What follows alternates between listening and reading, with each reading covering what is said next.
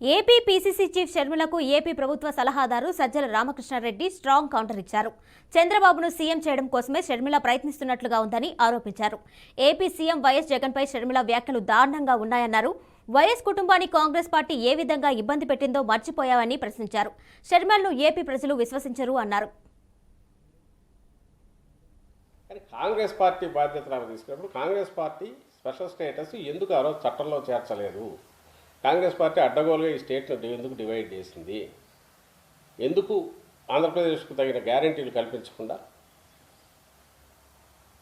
ఏకపక్షంగా అసలు ఎలాంటి ఇది లేకుండా డివైడ్ చేసింది? దానికి ఆన్సర్ అయితే ఇవ్వాలిగా.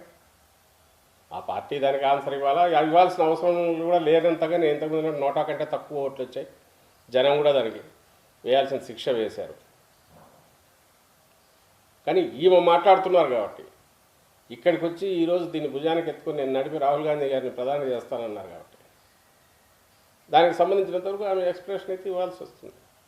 ఒకటి వ్యక్తిగతంగా తను ఈ 3 ఏళ్ళు ఎందుకు తెలంగాణలో నేను అక్కడ బిడ్డను అక్కడే ఉంటానని తెలంగాణ యాసలో మాట్లాడుతూ అక్కడ కాంగ్రెస్ను తూర్పారబట్టి ఈరోజు ఉన్నట్టుండి అక్కడి నుంచి ఇక్కడికి షిఫ్ట్ అయ్యారు.